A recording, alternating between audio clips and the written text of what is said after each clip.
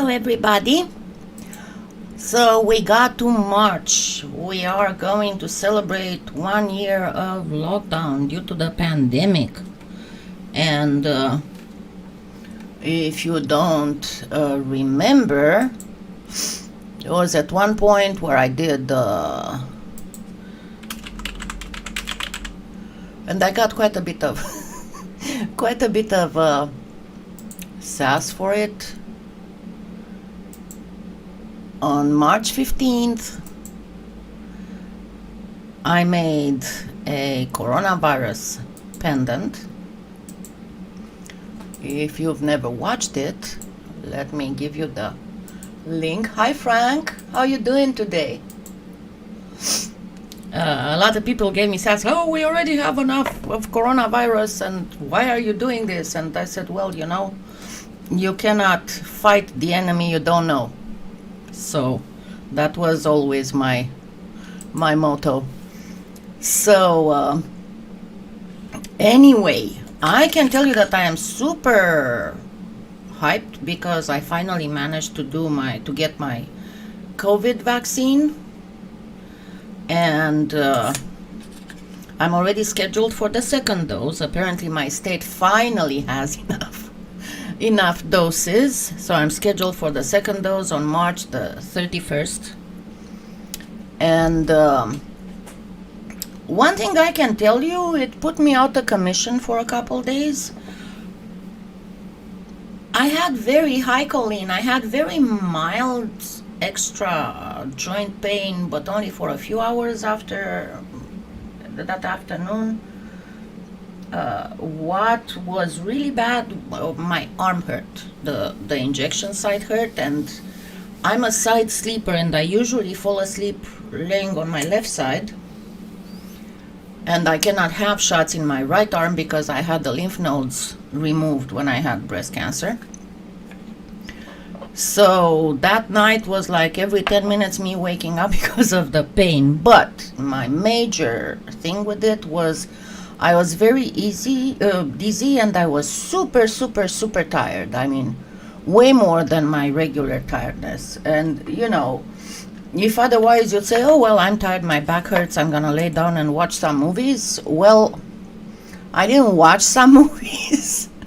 I pretty much dozed on and off on some movies. So it wasn't really...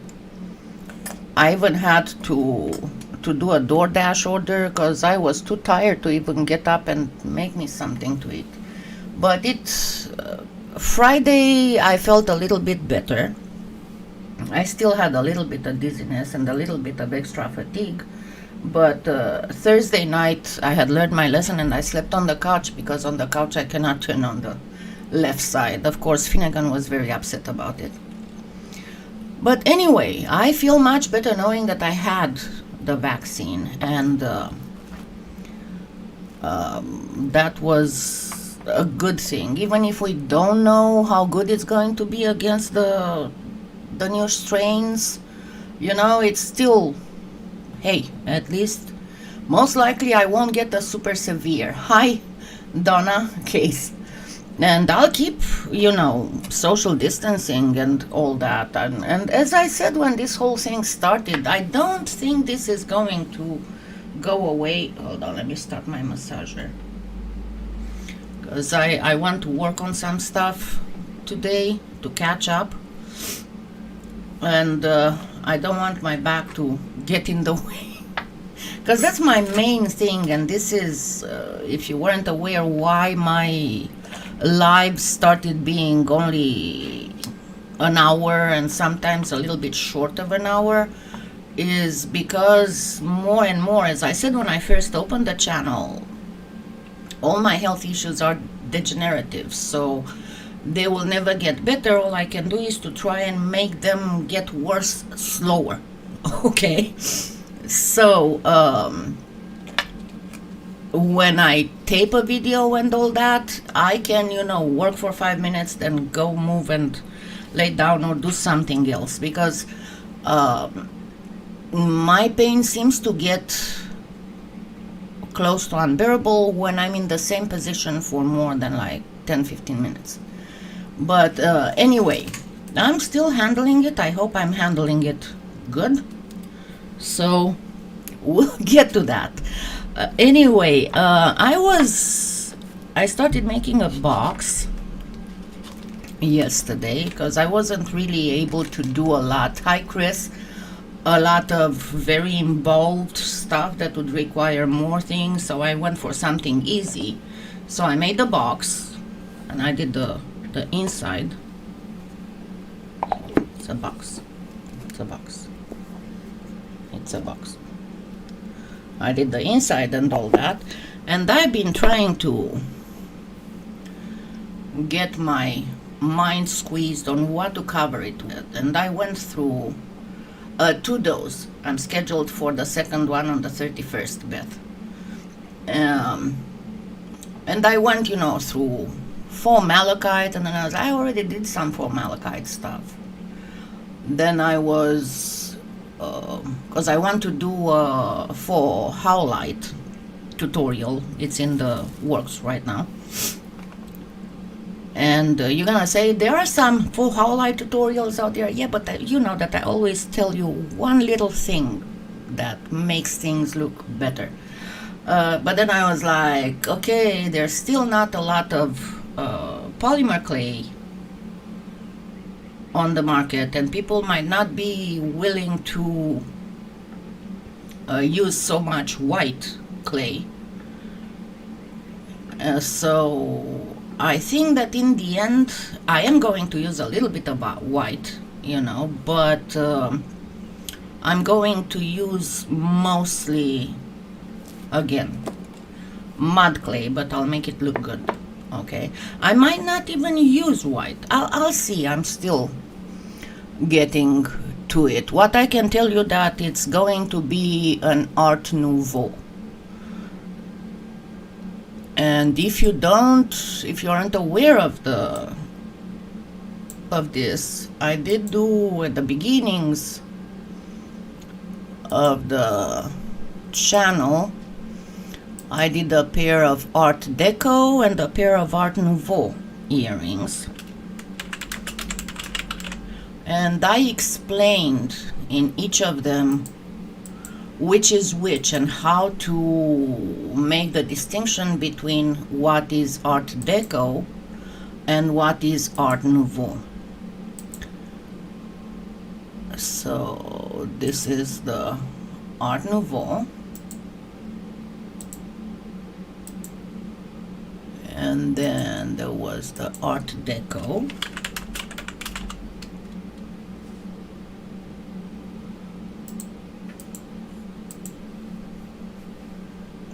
Just a second. Anyway, what I wanted to go through with you today are several things that I got questions about during this past month. So number one is on jewelry trends. Now, when it comes to jewelry trends, we have pretty much two different paths here. One of them is the high fashion, and the other one is the regular person on the street, Well, what I can tell you for both of them, that's amazingly, the hoops and the pearls kind of carried over for the last 2 years. And the other thing that keeps carrying over are chains. The thing is that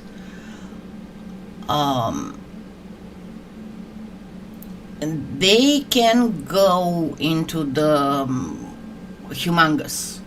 Okay, both that goes both for hoops and for chains. For pearls, maybe not so much. The other trend that you can find this year is the recycle. And we can find here all kinds of things that are made out of either made out of stuff that's, actually let me show you, stuff that is recyclable. Hi Anna. Hi Stella. Hi Elaine. I'm sorry. And I don't really speak much of Portuguese. I mean, probably if I would speak Romanian, you'd understand me much better, because Romanian and Portuguese are very, very close.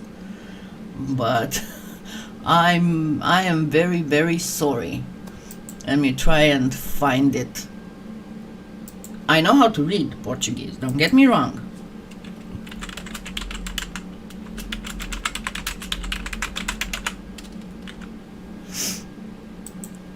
Give me just a second.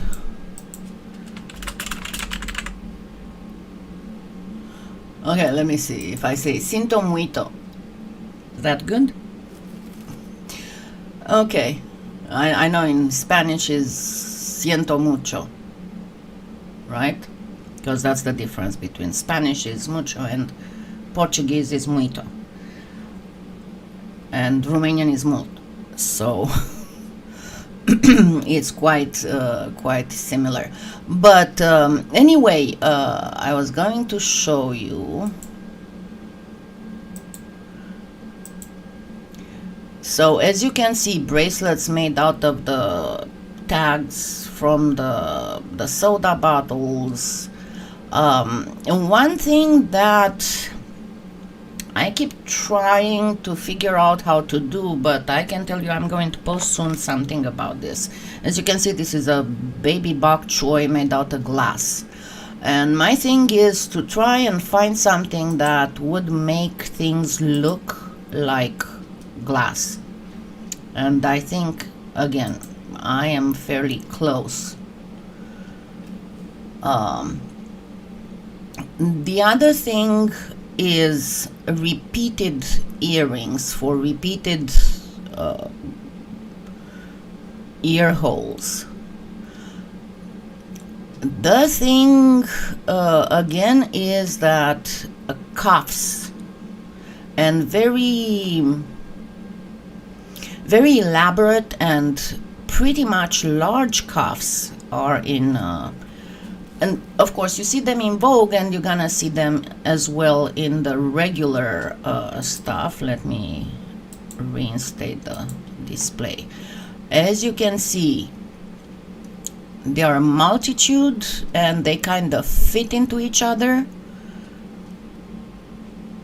and there are all kinds of stuff. The other thing is that I'm not sure if it's gonna be here in the US this year, but most likely it will be next year, because usually what's in Europe is going to come in the US a little bit later.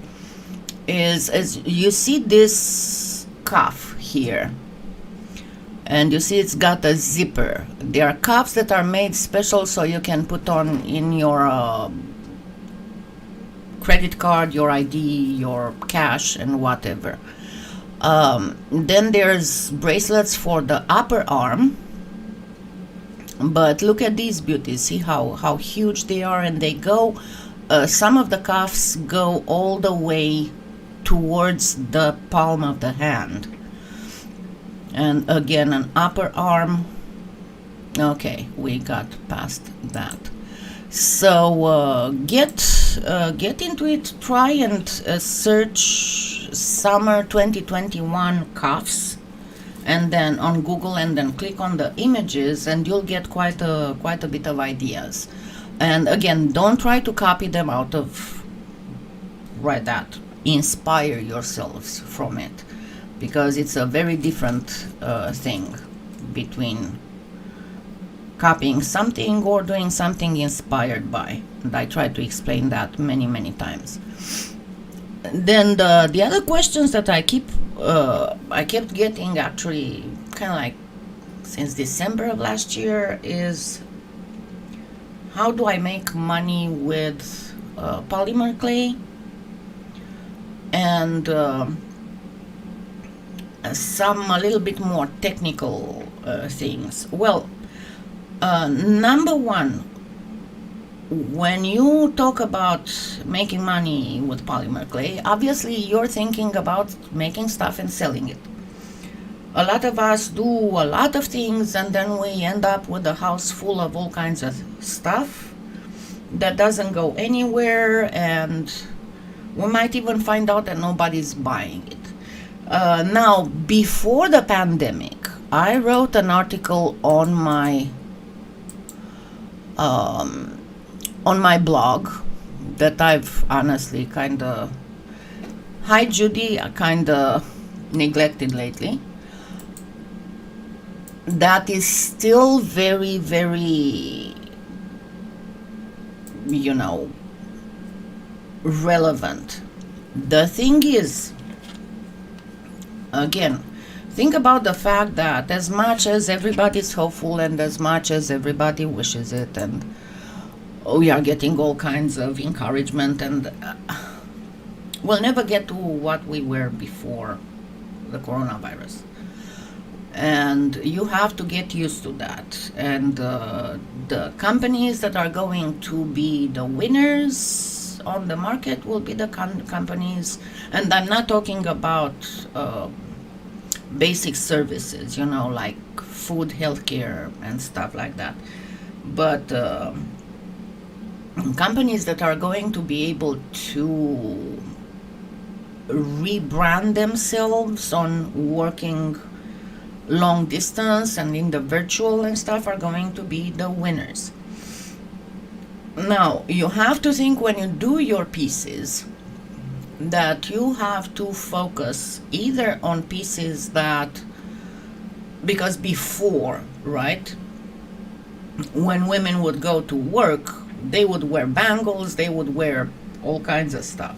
But now, at least 50% of the office workers who have not been laid off, they work from home and they work on Zoom or other video chat features. So everything that they would show would be earrings, some kind of hair ornaments, and a short necklace. Not so much hands, because you don't talk to somebody in a video chat and you start, gesticulating. So careful on what pieces exactly you're doing. The other thing that you can make is all kinds of decorations, because everybody kind of got into because we are stuck at home, we want to redecorate, we want to do our house looking better, and so focus on like light switches, phone holder, all kinds of stuff like that. So either one or the other. The other questions that I've been asked is, how should I function? Should I form a business? Should I go in my own name and just claim it as a little income and all that? Well, it depends, honestly. What I would suggest is to start, in a hobby kind of type. No, I'm talking for the US. I'm not talking about overseas, because I don't know what your laws are overseas. But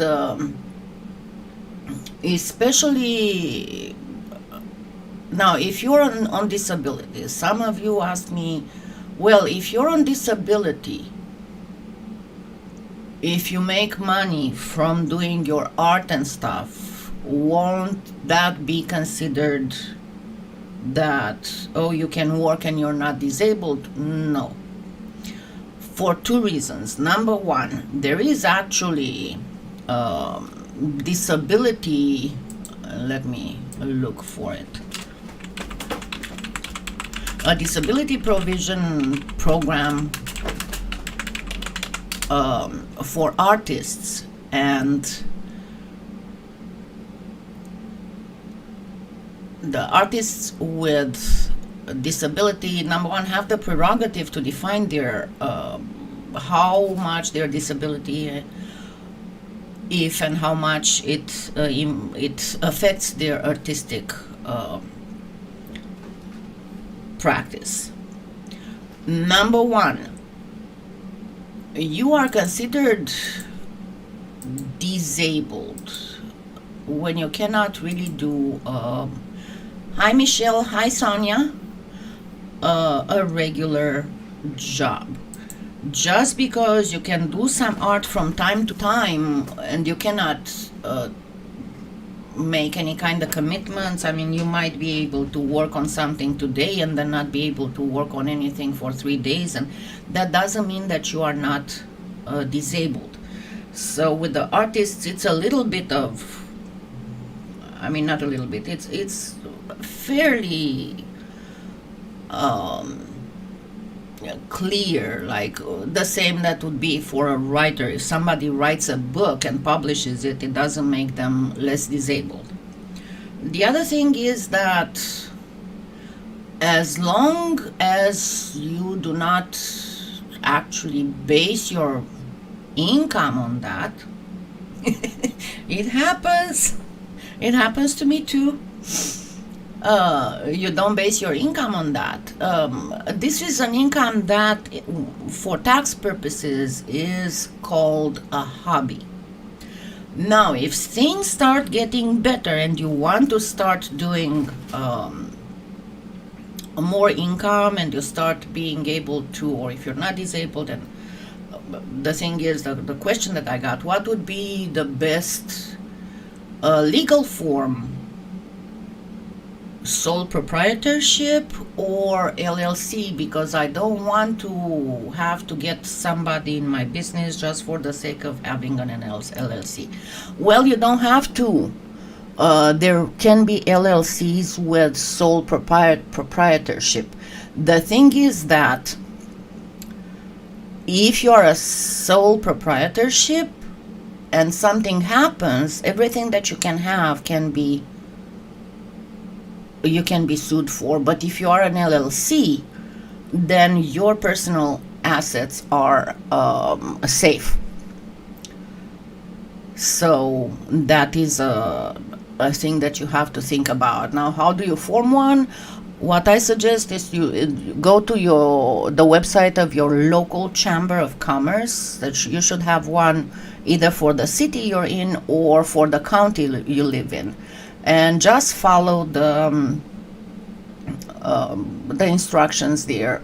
Most of them would have even a standard type of documents that you can complete and file, and that is fine. You don't have to pay hundreds to a lawyer to do it for you.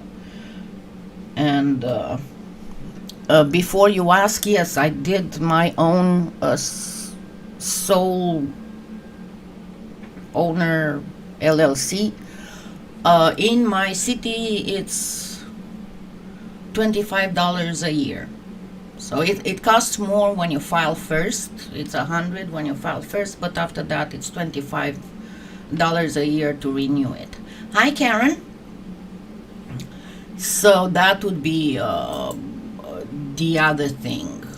Now, when it comes to how to promote your business, how to do all that, I know I had when me and Trish were still holding the Imagine contest, part of the first prize was to teach people how to promote their business with minimum financial investment and all that. And a lot of people have asked me about that, and I might just make a short course about that. I don't know how I'm gonna go with it, but anyway, am I going to be able to upload videos again? I hope so. You know, I just learned not to promise, because it's about copyright. What? Copying somebody else's work. Well, see, there's a lot of controversy on that, and I did consult with quite a bit of specialists on this. national and international. And number one, the copyright law states that techniques cannot be copyrighted,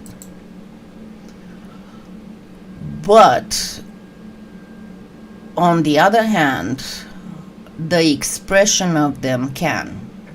So it can get very tricky here. Your creations per se, I mean your pieces, they are copyrighted. That's an art form. An art form is copyrighted.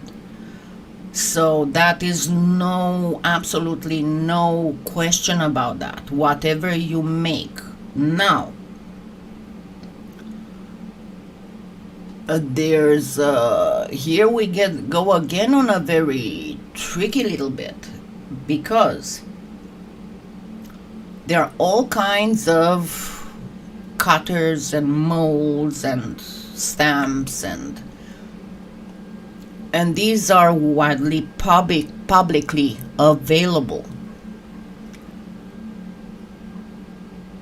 The more you're using, how can I say, if your piece, the more your piece is based on using one of these tools without a technique that is specific to you, and in this I'm not talking about, you know, let's say you make a cabochon on a mold and you paint it in a specific way using commercial paints. You cannot really copyright that, because those commercial paints and most of the techniques you have to use to that are shown by the manufacturer, you cannot really copyright that. I mean, think about it.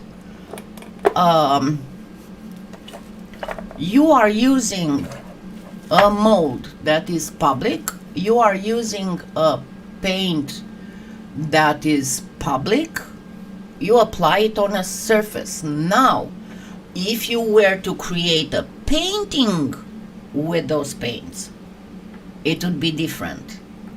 I don't know if that makes sense. The same thing if you have, let's say, you have beads, right, that are publicly available for purchase, or you do embroidery using thread that is publicly available on purpose, right? But like with the beads, you don't just put the beads in a strand and then you make a necklace. That would not be copyrightable. But if you start placing them in a specific way, or the same with wire and wire wrapping, if you have specific ways of doing it, and actually here the wire wrapping most likely will give me the proper way to explain to you. Okay, everybody knows that you can wire wrap cabochons, right?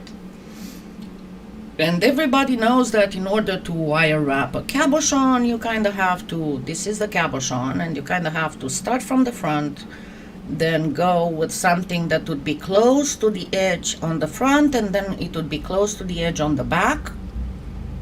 And then you'll have to somehow wire wrap like this, or even go across, in order to hold that cabochon.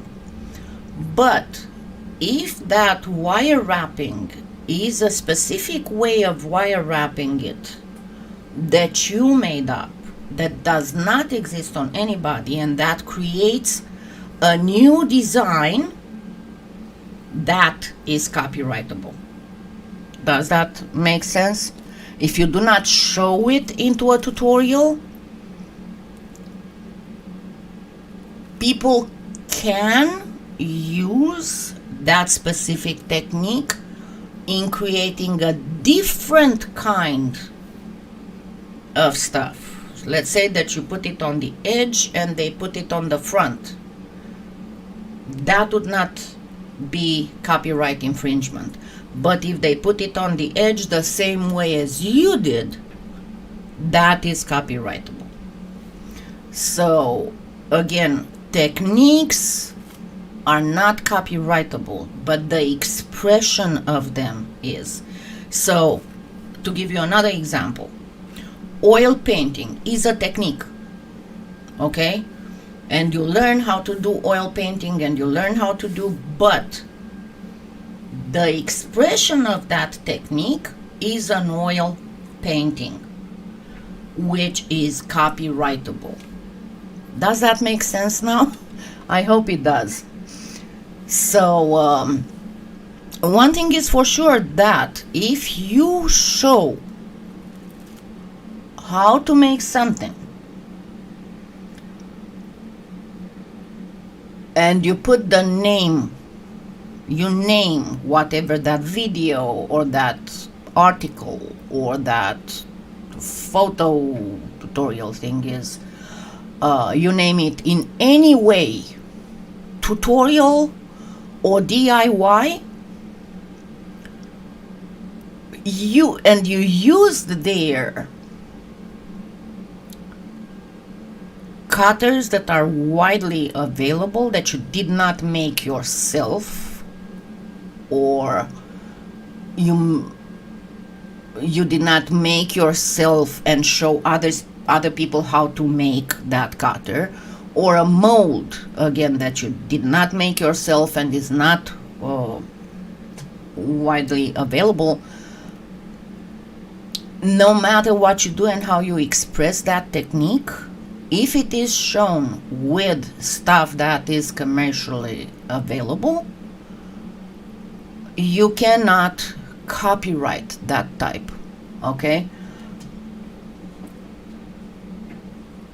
Let's say I'm trying to get, it's a little, and again, it's a matter of detail, a matter of how it is done. Let's say that you make your own textures. Let me put it this way. You make your own textures and you sell them. And you make your own cutters and you sell them. Or maybe you don't make them yourself, but you create them, and then you have a company that makes cutters and textures and molds and stuff, makes them under your signature, and you get revenue for that, from that. And then you make tutorials showing how to use those, because of course you want to sell them because you're making money from that. You cannot come back then and say, oh, stop copying me, you made pieces exactly like mine. You show them how to make them. You put them out there. It's from something that you're selling for people to do stuff like you did. You cannot copyright that. Now, if you have on one hand that kind of stuff, but then on the other hand you have a different type of jewelry you make, that you don't really use much of that, you have your special textures that you don't sell, you have your special cutters that you don't sell, and you make those and you don't teach anybody else, those are your copyrightable pieces. But the pieces that you make out in tutorials showing how to use your own stuff, you cannot copyright it. Does that make more sense? I hope it does. So yeah, it is a little bit complicated, but once you understand the principle, it's not. Okay? When it comes to, let me try to explain it in a different way. Let's take a 4 gemstone tutorial. Like, let's take the 4 turquoise, because one of the first, and remember I always say Victoria Hughes, Tori Hughes was the first polymer clay artist that, I mean, she was the road opener for 4 gemstones, and she has 4 turquoise tutorial in the book Polymer Clay, the Chameleon Clay. Let me try and find it.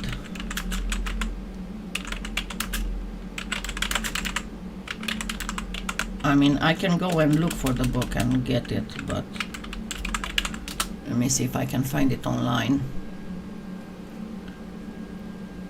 Oh, maybe not. Maybe not. Okay, give me just a second, because I want to show you exactly what I'm talking about. Just a second.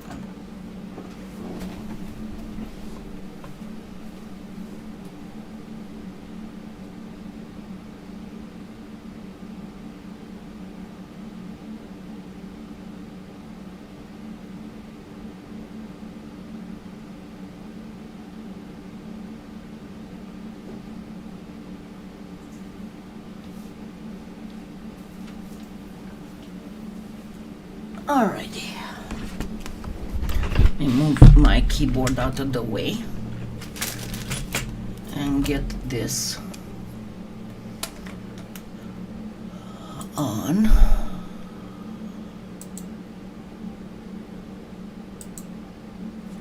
Alright. So this is the book. I think I have it in my Amazon influencer store in the books section. This is one of the best books you can get. Thank you. Yes, it is great.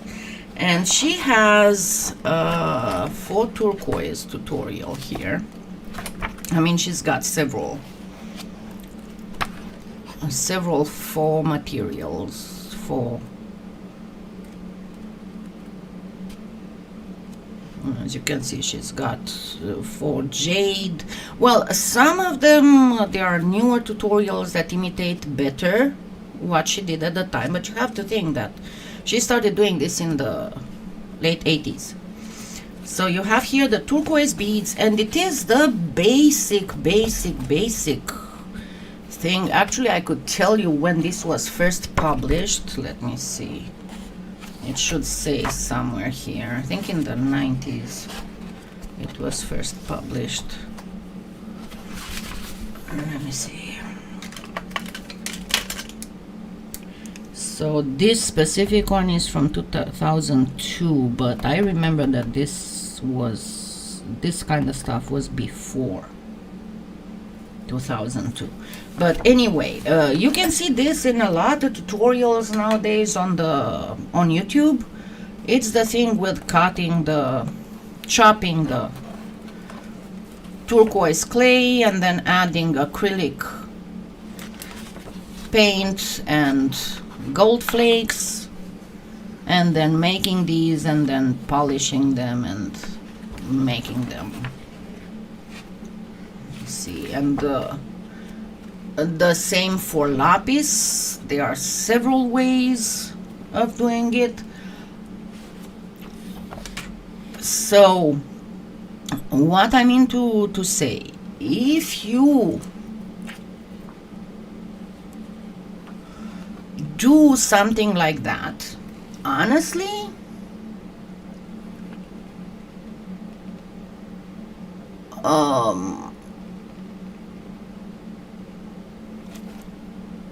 this is a technique, right? Not only this is a technique, but she put it in a book explaining how to do it, so anybody can do it. Now, are we talking about the expression of it? She showed how to do this specific thing. So she allowed you to do this specific bracelet. Something else? No, not really. There's a lot of people who show this on YouTube, and of course newcomers have no idea that the person who posted the video tutorial on YouTube did not come up with this. It's very old. It's been done many times by many people. So theoretically, it is not hold on. Theoretically, this is a technique, so it cannot be copyrighted. The expression of it can be. So if you show how to do it, here you go into the gray zone. You cannot, because it's not really copyrighted, as long as you don't do it in the way that she did it, you can, and they cannot claim copyright. Hi Lydia. Is it ethical? No. But is it required by the person who posts a tutorial that shows exactly that? It's not required. The same way as, let me put it this way, I did turquoise, 4 turquoise tutorials, the same as many other ones. If you add a little bit of something to that technique, then you added something new. So you can come up and say, yeah, I did it. You don't have to say I was inspired by Tori Hughes. If you show how to do that exact thing, but you don't say, I am showing you here Tori Hughes technique, legally, you don't have to say it. Ethically, it's wrong. You know, you're just trying to show that you're a better artist than you actually are. So, again, when it comes to design, now, when it comes to specific ways of using the polymer clay, when you go directly just into polymer clay and you do not use cutters and you do not use molds, and you do not use, to give you an example, I have my 4 Peter's eye, my 4 tiger's eye, my 4, it is my technique. You know very well that others tried to copy, tried to figure out what I was doing to best me or to come out with it before me, but they didn't manage to. Now, the thing is that in all of them, in the 4 Peter's eye, in the 4 tiger's eye, all colors, in the 4 Maramamba, I do not use cutters, I do not use molds. The only thing I use is polymer clay, a blade, and my hands. So it's actually an expression, not so much of a technique. It's like when, let's say, when Bob Ross shows you how to layer specific oil paints to obtain a specific effect, like he tells you, if you put this and this and this and this, when you go 1 foot back, 1 step back, it's going to look like a tree. That's not as much as a technique as it is an artistic expression, but Bob Ross gives you permission to do the things that he teaches in that video tutorial, because the things that he teaches, you'll never be able to do it exactly the same. On the other hand, you cannot come and do video classes showing exactly what Bob Ross did show in his classes, because his classes were an expression of a technique. I'm not entirely sure if I'm not confusing you more than explaining, to be very honest. But trust me, I know exactly what I'm talking about, and I had lengthy talks with some experts in the domain, not just from the U.S. but also international. So. Yeah. Am I for outing people like that? Yep, I am. Because whenever you come up with a technique, when you come up with a new design, when you come up with a new something, that involves a lot of work and a lot of time and a lot of effort and a lot of commitment, and then somebody comes and tries to get that straight from you. On the other hand, you cannot make, as I said, a type of thing like, let's say, a rose, make roses out of polymer clay or beads and make a bracelet with them, and then come and say, oh, I saw on eBay stuff exactly like I showed it in my tutorial, and it didn't say that it was from my tutorial. It doesn't have to. Once you put a tutorial up there, you don't have to be mentioned. So, and you've seen at the end of all my uploaded tutorials, it say that I give you full permission. Just don't try to present my techniques and my tutorials as yours, like you came up with it. But again, the problem is that even with as much information as we have, you will still have people who just go, and honestly, it's not very hard, go and look at old stuff that was like 20 years ago, and people had time to forget it because at the time it was a fad, but then it was not a fad anymore and people forgot it.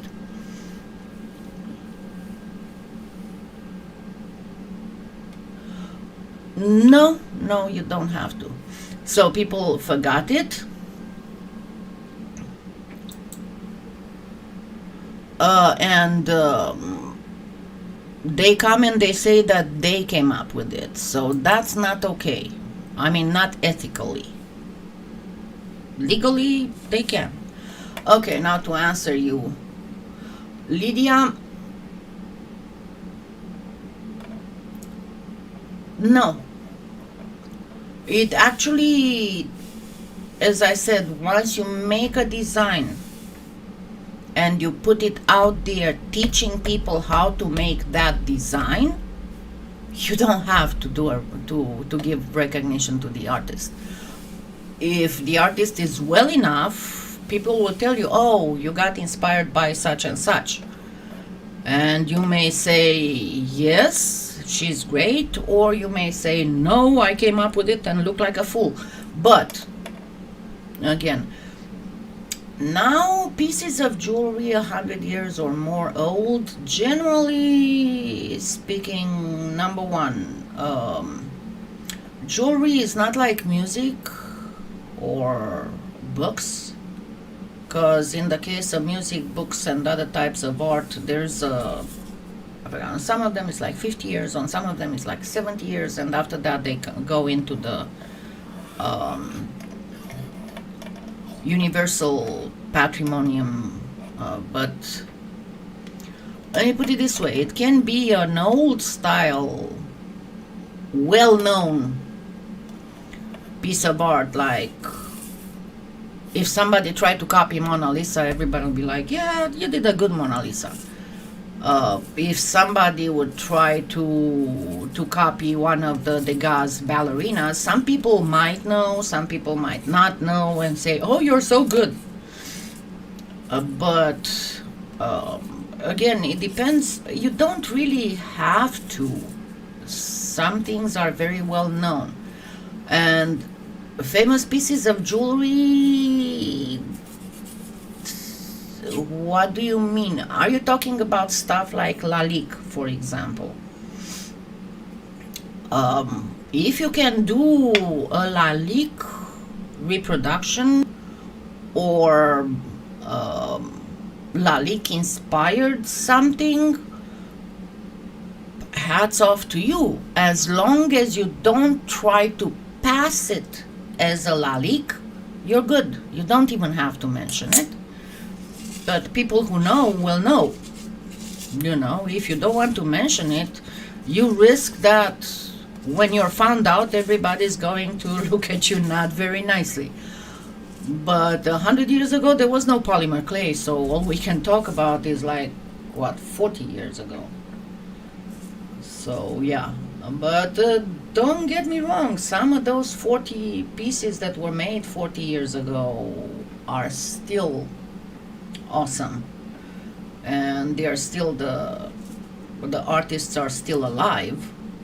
Now, again, we are going into a lot of legalities. If the artist who did it is still alive, if their family still claims the rights on that piece of art, because there are some pieces of art that are in a museum that are property of the country or of the city or whatever, but there are some that are in a museum that are property of the family of the artist, but the family of the artist allows the museum to display it. So yeah, it's a little bit more complicated. But yeah, if you mention, I mean, I made myself pieces. As I said, I love Art Nouveau. Art Deco, it's a little bit too geometrical for me sometimes, but Art Nouveau I absolutely love, and I love lalik. I think that was the most exquisite pieces of jewelry ever made.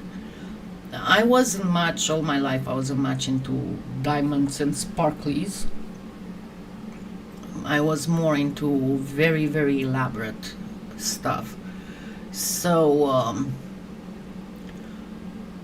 to copyright something, you have to publish it in some way. Who is here together?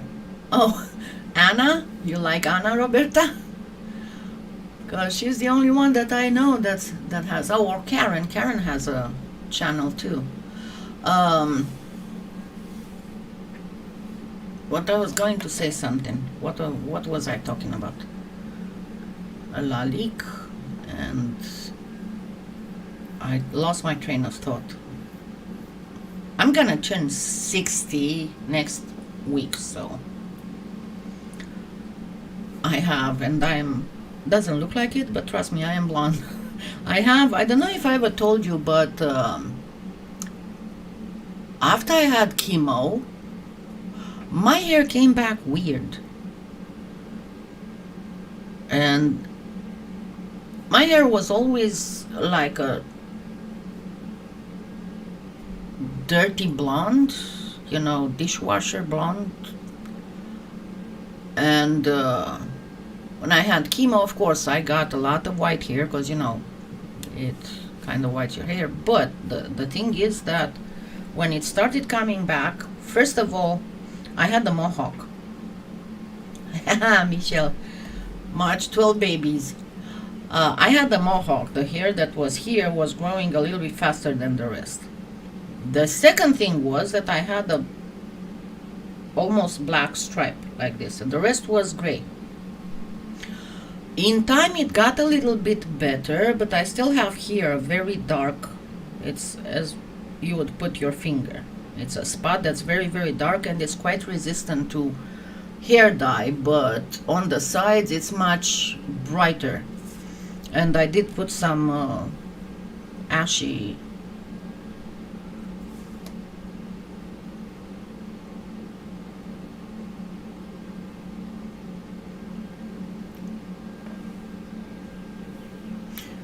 yeah, as long as you teach people how to do it, they don't have to mention you.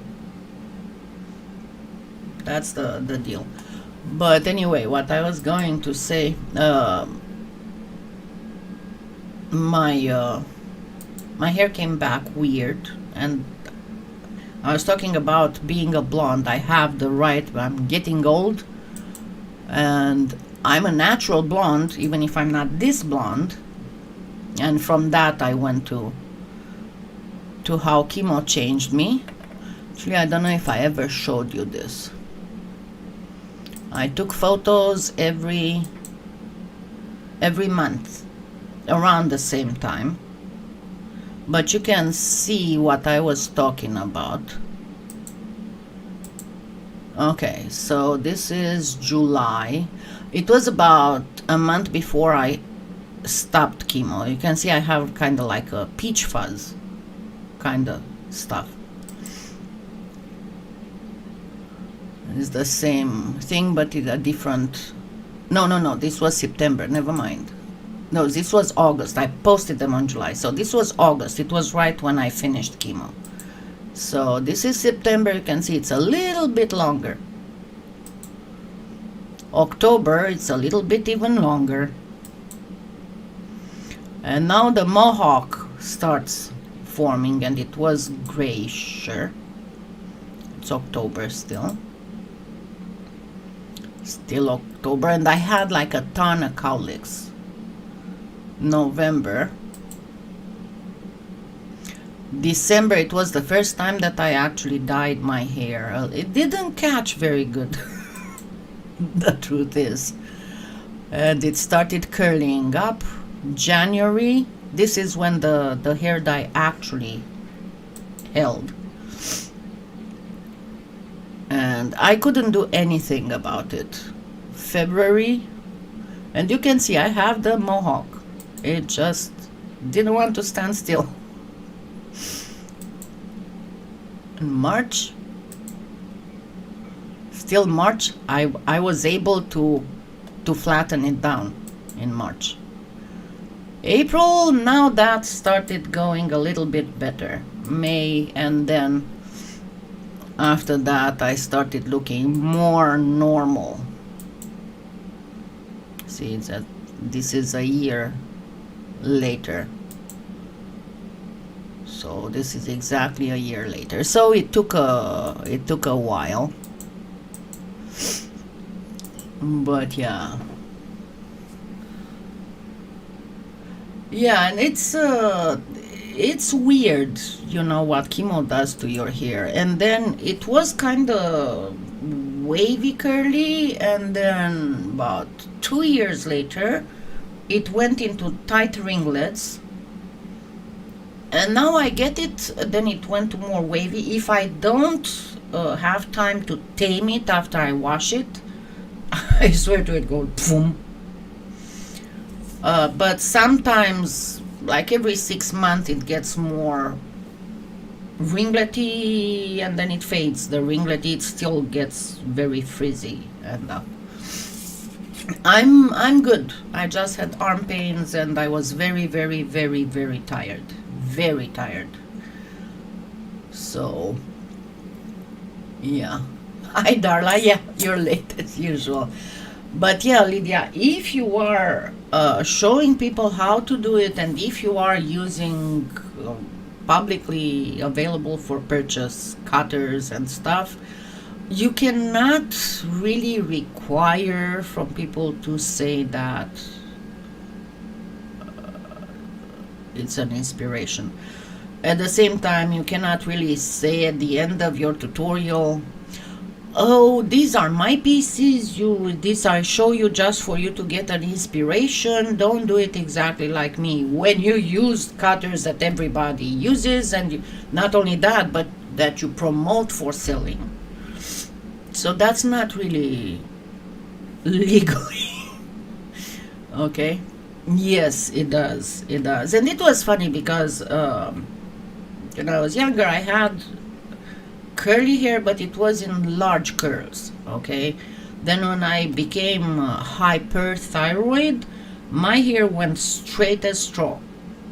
Then after chemo, it started getting curly again, and now it's kind of unruly, as you can see. I mean, I did try to get it, but it still turns and does whatever it wants. Oh, and the other thing, never, ever, ever get the platinum Furia, L'Oreal Furia. Furia used to be good. It's not good anymore. I tried it because I couldn't find. I normally use the Wella 1210 because it's the closest to my actual color. But that Furia practically turned my hair orange. The developer in it turned my hair orange, and then nothing, no hair color wanted to stick with it. I kept trying and trying and trying, and then what I had to do was to get actually bleach developer, get it on my hair, strip some of it. It's still the color that I would use, doesn't catch through. So what I'm waiting now is for it to, you know, grow off so I can slowly get rid of it. So don't use that. Okay, now tomorrow we have, let me see, what do we have tomorrow? We're gonna do St. Patrick's Day earrings ideas, and I promise you we're gonna do stuff that's very easily done. And yeah, it doesn't work for me because I'm very pale and it makes me look like a zombie. I promise you we're gonna make very easy stuff that can make you be all in fashion for St. Patrick's Day. And I didn't schedule it yet, but I promise you Friday, when it's my birthday, right? Because Friday is my birthday. Let me check. Yes, Friday is my birthday. I am going to come online and I'm going to celebrate some with you. Probably more like in the afternoon, and we'll have some talk. We'll just have a party, okay? We'll talk about polymer clay and other stuff, but we'll just have a girls out party. So, it's been so long since I had guests or celebrate anything because of the pandemic. So we're gonna try and do. Actually, I was thinking I'm gonna come with you, but on YouTube, but I might actually do one of those chat rooms on Facebook as well. So be aware if you want to participate into about, I don't know, an hour or so of party of girls. Be on the look, okay? Or tell me ahead of time, message me and tell me ahead of time if you want to be part of it. Okay, I'm gonna end here now so I can finish my box and finish taping and all that. So yeah, I still have this. I'm wondering what I should do with it. What do you think? Remember when I showed you the faux labradorite, how to make it with resin? I'm wondering what I should do with it. Maybe I'm gonna do a wire wrap or just put it in I'll do a short cabochon tutorial maybe. That should look much better. Okay. Now you want me to show you Finnegan? Let me go see. Let me go see if he's not hiding somewhere.